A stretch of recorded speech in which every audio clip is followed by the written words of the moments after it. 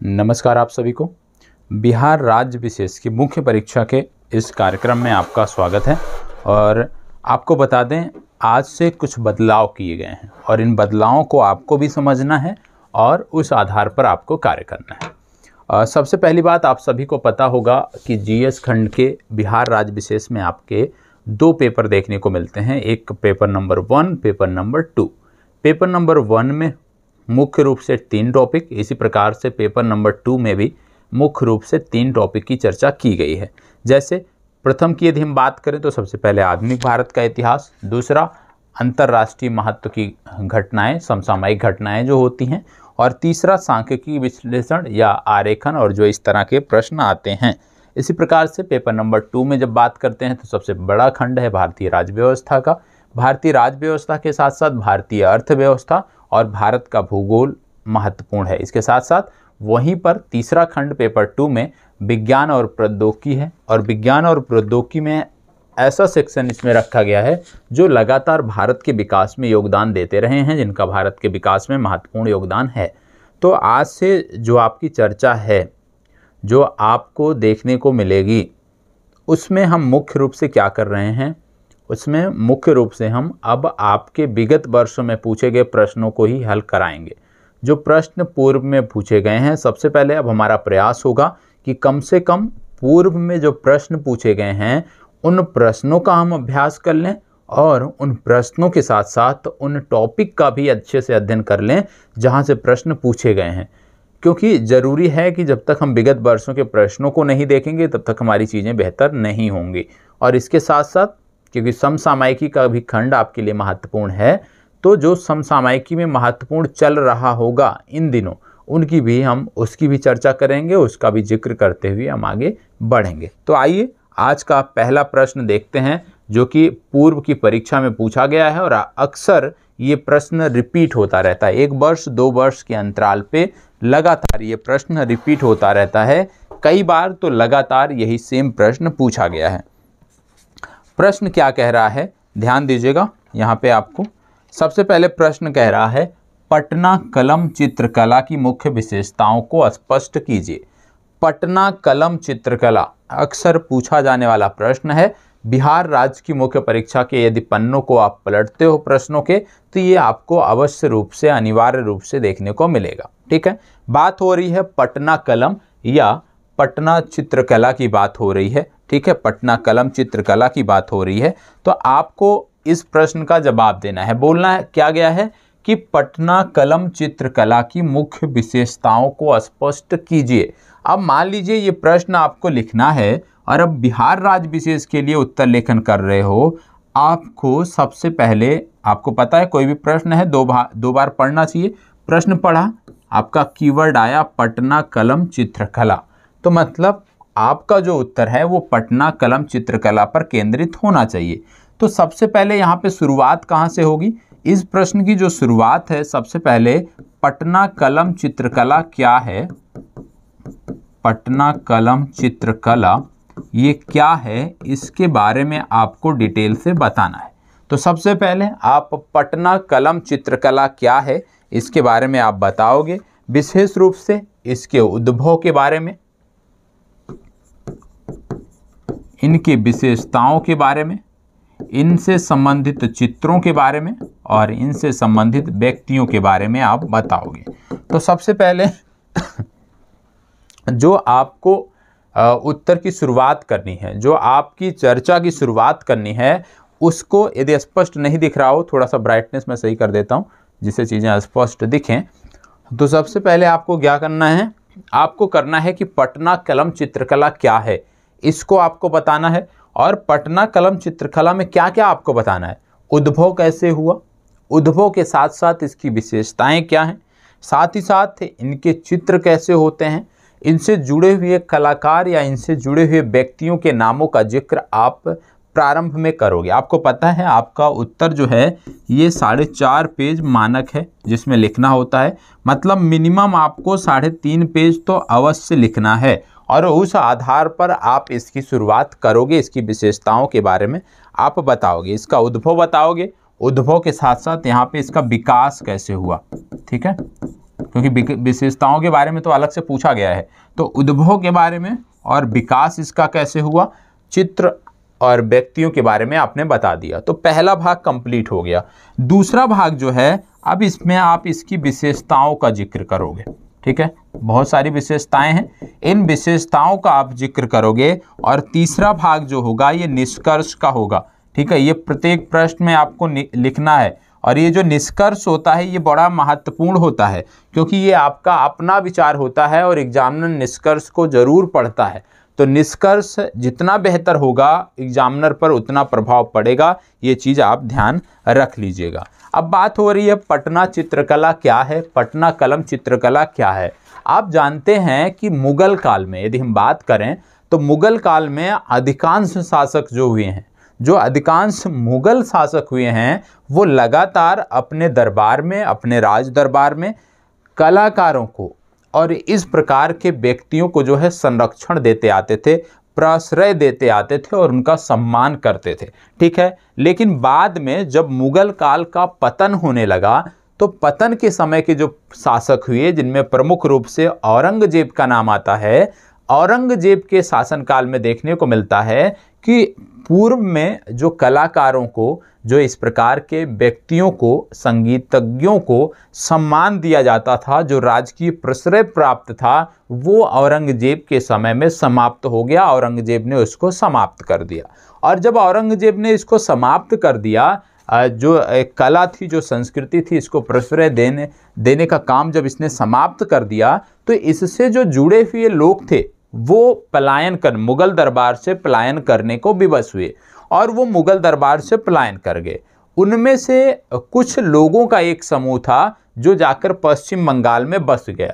और उस समय आप जानते हैं, ये समय काल यदि हम बात करें तो ये समय काल था 1750 के आसपास का। ठीक है, और ये जाके वहाँ पे बस गए। तो जब प्लासी का युद्ध हुआ, तो प्लासी के युद्ध के बाद क्या हुआ कि जब यहाँ पे मीर कासिम जब यहाँ पे सत्ता में आया, तो मीर कासिम द्वारा भी औरंगजेब के कदमों पर चलते हुए इस प्रकार के कलाकारों को, इस प्रकार की कला को और संस्कृति को जो है प्रश्रय देना बंद कर दिया गया। और जब वहाँ से भी लोगों को निराशा हुई, तो वहाँ से भी कुछ लोग, सभी नहीं लेकिन कुछ लोग जो हैं वो भागकर बिहार की तरफ आए। और बिहार की यदि हम बात करते हैं तो पटना के आसपास, पटना हो गया, पूर्णिया हो गया, पटना हो गया आपका, पूर्णिया हो गया, इन क्षेत्रों में आकर बस गए।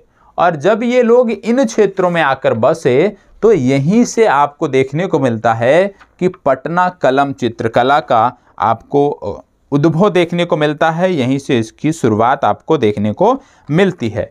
इसका जो विकास हुआ विशेष रूप से माना जाता है कि 18वीं शताब्दी से आपको देखने को मिलता है। 18वीं शताब्दी के मध्य से 20वीं शताब्दी के ऊर्ध्वार्ध तक या पूर्वार्ध तक देखने को मिलता है। विशेष रूप से ये आपको 1750 से लेकर 1925 तक आपको इसका विस्तार देखने को मिलता है, इसका उच्च समय देखने को मिलता है। इसके बाद से धीरे धीरे ये जो कला है ये समाप्त होती गई। ठीक है, तो इसका जो समय काल रहा है लगभग 1.5 शताब्दी का समय काल रहा है। इन 1.5 शताब्दियों में पटना कलम चित्रकला जो है वो पूर्ण रूप से फली फूली और आज भी इसके जो साक्ष्य हैं वो आपको पटना संग्रहालय में आपको देखने को मिलते हैं। इस समय जो शैली का विकास हुआ पटना चित्रकला में, जो शैली का विकास हुआ पटना कलम चित्रकला में, यहाँ पे आपको देखने को मिलता है क्योंकि ये जो विशेषज्ञ थे अपने क्षेत्र के, ये कहाँ से आए थे? ये मुगल दरबार से आए हुए थे। मुगल दरबार से पहले ये जुड़े हुए थे, बाद में राजनीतिक प्रश्रय ना मिलने के कारण इन्होंने दरबार छोड़ा था। तो कहीं ना कहीं क्योंकि ये मुगल दरबार से जुड़े हुए थे तो इनके पास जो शाही शैली थी, जो मुगलों की शाही शैली थी, उसकी भी बारे में इनके पास जानकारी थी। दूसरी बात, शाही शैली के अलावा यदि हम बात करें तो तात्कालिक, क्योंकि 1750 की बात हो रही है तो ब्रिटिश का आगमन हो गया था, तो तात्कालिक जो ब्रिटिश शैली थी, तात्कालिक जो ब्रिटिश शैली थी उसका भी समावेश यहाँ पे देखने को मिलता है। और तीसरा जो महत्वपूर्ण था, क्योंकि ये पटना में आके बसे थे, तो यहाँ पे जो स्थानिक कारक थे, जो यहाँ की स्थानीय कला थी, उसका भी यहाँ पे समावेश देखने को मिलता है। जो स्थानीय विशिष्टताएं थी वो भी इसमें देखने को मिलती है। तो मुख्य रूप से आप कह सकते हो कि पटना कलम चित्रकला में मुख्य रूप से 3 विशेषताओं को समाहित किया गया था। पहला, शाही शैली जो है मुगलों की थी, दूसरा तात्कालिक ब्रिटिश शैली, और तीसरा स्थानीय विशिष्टताओं को भी इसमें समाहित किया गया था। स्थानीय विशिष्टताओं में क्या चीजें, जैसे रेखांकन करना, जो चित्र बनता था उसका रेखांकन करना। रेखांकन करने के साथ साथ उसमें आपको देखने को मिलता था रंग भरना। रंग भरने के बाद रंगों का जो चुनाव था, जो विषय वस्तु थी, ये कहीं ना कहीं स्थानिक विशिष्टताएं थी। तो पटना कलम चित्रकला में जो आप रंगों का प्रकार देखते हो, जो रेखांकन का प्रकार देखते हो, जो रंगों का चुनाव देखते हो और जो विषय वस्तु देखते हो, वो किसके उदाहरण है? वो स्थानीय विशिष्टताओं के उदाहरण हैं। तो पटना कलम चित्रकला क्या थी? इन तीनों चीजों को, इन तीनों कारकों को समाहित कर आप कह सकते हो तीनों कारकों को अपने आप में समाहित की हुई थी। तो ये तो बात हो गई इसकी। इसके बाद आपको देखने को मिलता है, क्योंकि ये शैली जो है मुख्य रूप से आपको देखने को मिलती है कागजों पर इसका प्रयोग किया गया था। कागजों के साथ साथ जो हाथी दांत थे उस पर इसका प्रयोग किया गया था। तो इसी के कारण इस शैली को जो है लघु चित्रकला की शैली कहा जाता है, ये आपको पता होना चाहिए। इसके साथ साथ आपको देखने को मिलता है कि इसमें जो चित्रण आपको देखने को मिलता है, इस शैली में जो चित्रण आपको देखने को मिलता है, जो इसको शाही शैली से अलग करता है, वो सबसे महत्वपूर्ण था। क्या? यहाँ पे जीवंत दृश्यों को दिखाया गया था, मतलब दैनिक जीवन के दृश्यों को दिखाया जाता था, जन साधारण के कार्यों को उकेरा जाता था, और यही इसको जो है वो जो शाही शैली थी उससे अलग बनाता था। क्योंकि शाही शैली में क्या होता था, ज़्यादातर दरबार के चित्रों को उकेरा जाता था, ज़्यादातर दरबार के चित्रों पर चित्रकारी की जाती थी। लेकिन इस शैली में क्या हुआ, पटना कलम चित्रकला शैली में स्थानीय लोगों को दर्शाया जाने लगा, स्थानीय लोगों के कार्यों को दर्शाया जाने, मतलब एक जीवंत चित्र प्रस्तुत करने का यहाँ पे प्रयास किया गया। उदाहरण के रूप में जैसे बढ़ई का चित्र देखने को मिलता है, जैसे मछली बेचते हुए औरत का चित्र देखने को मिलता है, बढ़ई के साथ साथ जो रथ बनाने वाले लोग होते थे उनका चित्र देखने को मिलता है। तो इस प्रकार से जो दैनिक जीवन में आप देखते हो जिनको, उनके चित्र आपको देखने को मिलते हैं, और ये सजीव प्रतीत होते थे अपने आप में, यह भी आपको पता होना चाहिए। ठीक है, तो सजीवता का भी यहाँ पे प्रमाण इस चित्रकला में आपको देखने को मिलता है। इसके साथ साथ आपको बता दें कि इसमें जो रंगों का प्रयोग किया गया, जैसे हल्के पीले रंग का प्रयोग किया गया, नीले रंग का प्रयोग किया गया, हरे रंग का प्रयोग किया गया, गहरे लाल रंग का प्रयोग किया गया, भूरे रंग का प्रयोग किया गया।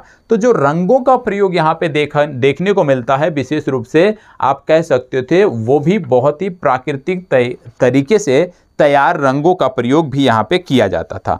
और इसका जो क्षेत्र था वो कौन था, तो इसका प्रमुख क्षेत्र पटना, दानापुर और आरा का जो क्षेत्र था, इन्हीं क्षेत्रों में ये जो शैली थी ये बहुत अच्छे तरीके से लगभग 1.5 शताब्दी तक जो है ये फली फूली यहाँ पे। इसके चित्रकारों में यदि हम बात करें तो 3 नाम प्रमुख रूप से आप याद रखिएगा। पहला नाम आता है सेवक राम, पहला नाम आता है सेवक राम, दूसरा नाम आता है हुलास राम, ठीक है, और तीसरा महत्वपूर्ण नाम आता है ईश्वरी प्रसाद। ठीक है, ये 3 नाम आपको याद रखना है। इस शैली के अंतिम जो चित्रकार हैं, अंतिम संबंधित व्यक्ति हैं, वो हैं ईश्वरी प्रसाद, और सबसे पहले और सबसे महत्वपूर्ण व्यक्ति हैं सेवक राम। इनका समय काल 1770 वर्ष से प्रारंभ होता है और वर्ष 1830 तक रहता है। इसके बाद हुलास लाल हैं, जिनका संबंध 1785 से लेकर 1885 तक देखने को मिलता है, और सबसे अंतिम में आपको याद रखना है ईश्वरी प्रसाद। तो जब भी आप उत्तर लेखन करते हैं, कम से कम इन 3 नामों का जिक्र आपको अवश्य करना है।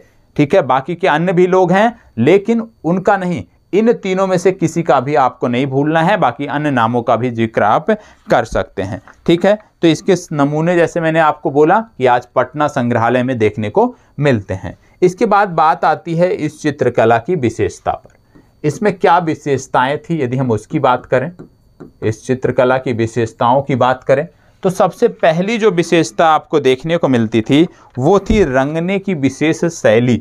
और ये क्या थी, मैंने आपको बोला ये स्थानिक थी, स्थानिक ली गई थी।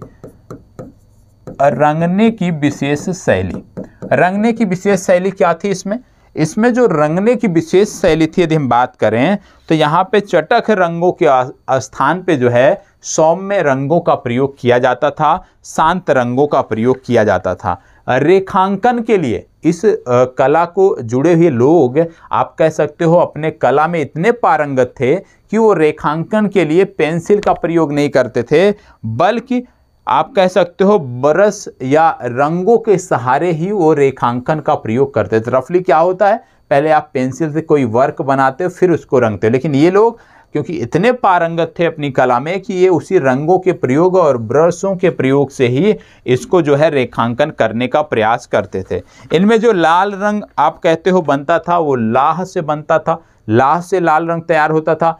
पीला रंग है वो विशेष प्रकार की मिट्टी से तैयार होता था। नीला रंग जो है वो नील से तैयार होता था। आसमानी रंग जो है वो लाजवर्द से तैयार होता था। और जब पीले रंग को मिला दिया जाता था नीले रंग में तो हरा रंग तैयार होता था। तो रंगों का भी जो प्रयोग है, रंगों का जो प्रयोग देखने को मिलता है वो इस प्रकार का देखने को मिलता है। इसके साथ साथ जो महीन कार्य होते थे, जो इस चित्रकला में महीन कार्य करने होते थे, उसके लिए गिलहरी के पूंछ के बालों का प्रयोग किया जाता था। गिलहरी के पूंछ से जो ब्रश बनाया जाता, पूंछ के बालों से जो विशेष ब्रश तैयार होता था, उससे जो है जो महीन कार्य करना होता था उससे ये कार्य किए जाते थे। ठीक है, इसके बाद आता है लघु चित्र शैली।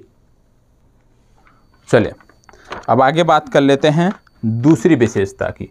दूसरी विशेषता जैसे मैंने बोला लघु चित्रकला शैली थी, क्योंकि इसका जो प्रयोग था वो कागजों पर किया जाता था। इसका जो प्रयोग था वो आपको देखने को मिलता था हाथी दांत पे, जिसके कारण इसको लघु चित्रकला की शैली कहा जाता था। इसके बाद तीसरी जो इसकी विशेषता थी, महत्वपूर्ण विशेषता थी, वो थी जीवंत चित्रण। ठीक है, जीवंत चित्रण जो है ये इसकी महत्वपूर्ण विशेषता थी। और जीवंत चित्रण के अंतर्गत यदि हम बात करें तो सर्वाधिक महत्वपूर्ण विशेषता यह थी कि इसमें जिन घटनाओं का जिक्र किया जाता था वो आम घटनाएं होती थी।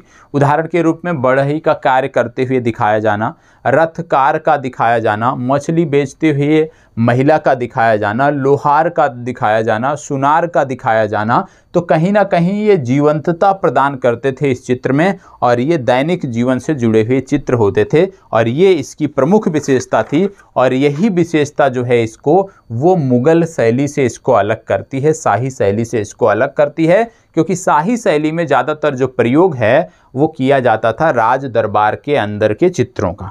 ठीक है, इसके बाद आता है अगला जो विशेषता ही है मुगल शैली से भिन्नता। ठीक है, मुगल शैली से भिन्नता।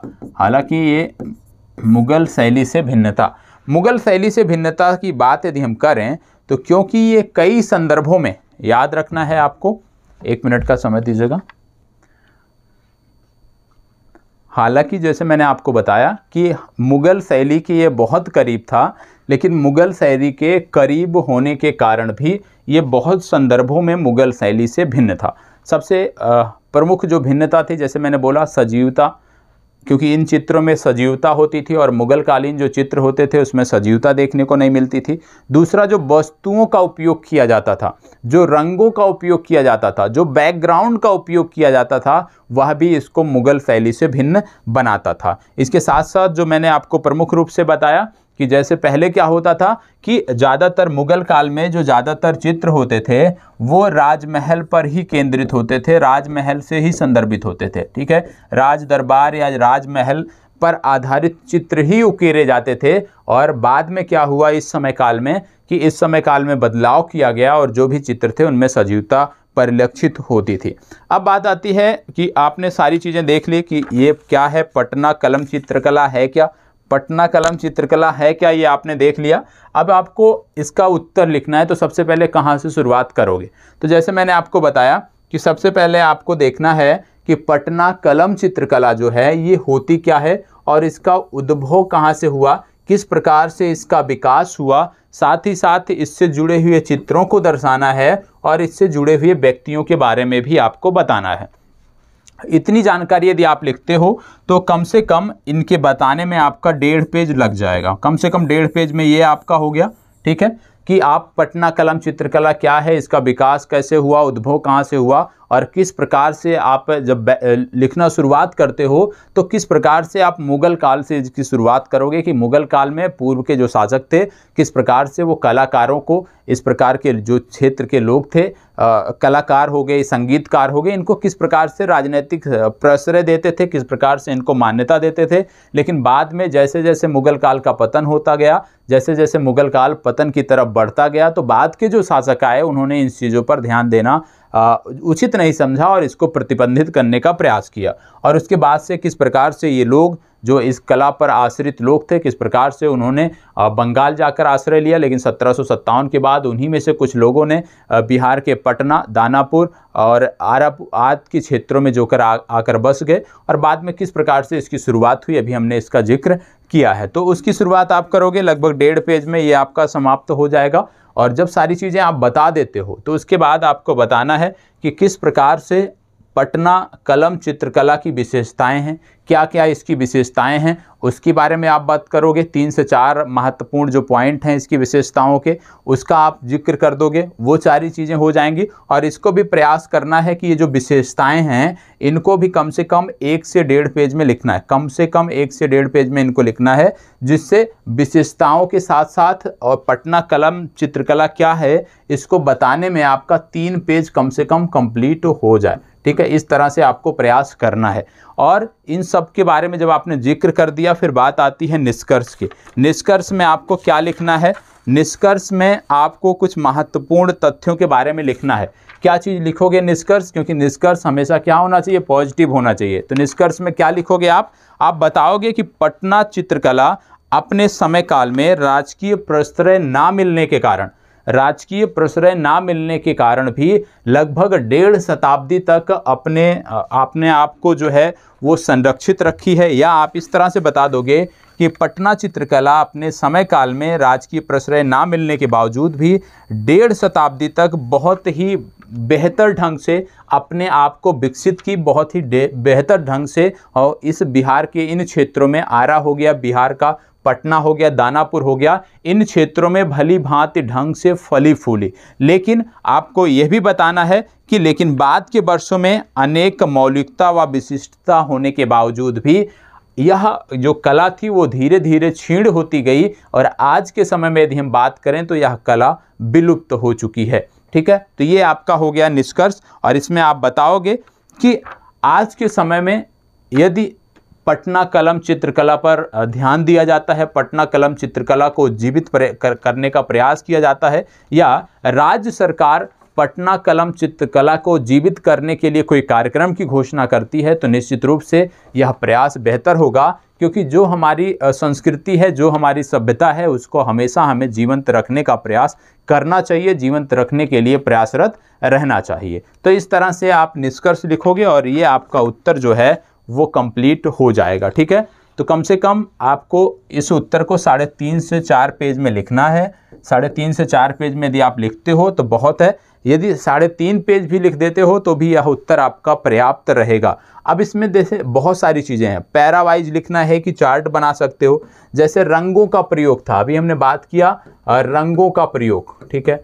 तो रंगों का जो प्रयोग है उसको आप ग्राफ के माध्यम, चार्ट के माध्यम से दर्शा सकते हो कि किस प्रकार से लाल रंग तैयार किया जाता था, किस प्रकार से पीला रंग तैयार किया जाता था, किस प्रकार से हरा रंग तैयार किया जाता था इस समय काल में, इसको आप बता सकते हो। और इसके साथ साथ जब बात होती है कि इस कला के विकास की, तो जब आप इस कला के विकास के बारे में लिखते हो वहाँ भी कुछ इस तरह से डिजाइन कर बता सकते हो कि इसमें सबसे पहले शाही शैली का समावेश है, शाही शैली, दूसरा तत्कालीन ब्रिटिश शैली और स्थानिक विशिष्टताओं को भी ये समाहित करता है। तो इस तरह से थोड़ा सा आकर्षक इसको अपने उत्तर को बनाना है। पैरावाइज लगातार नहीं लिखना है, ठीक है। लगातार पैरावाइज यदि आप लिखोगे सामान्य सा उत्तर होगा, क्योंकि आप भी वही पुस्तकें पढ़ते हो और आपके साथ जो अन्य लोग तैयारी कर रहे हैं या जो अन्य लोग मुख्य परीक्षा को लेकर कार्य कर रहे हैं वो भी समान पुस्तकें ही पढ़ रहे हैं। तो थोड़ा सा अपने उत्तर को अलग दिखाना है, तो इसके लिए थोड़ा सा आपको प्रयास करना होगा। सबसे पहले बात आपके लिए होमवर्क है कि आपके पास पुस्तक होगी, इम्तियाज़ अहमद की पुस्तक होगी, उसको पलट लीजिएगा पेज और इसमें कला और संस्कृति टॉपिक के अंतर्गत चले जाइएगा। वहाँ पे मौर्य कला दिया होगा, पटना चित्रकला दिया होगा। तो आज का क्योंकि टॉपिक हमारा पटना चित्रकला से संबंधित है, पटना कलम चित्रकला से संबंधित है, तो आपकी जिम्मेदारी बनती है कि पेज पलटकर एक बार जाकर पटना कलम चित्रकला को अच्छे से कंठस्थ कर लेना है, अच्छे से पहले पढ़ना है, ठीक है।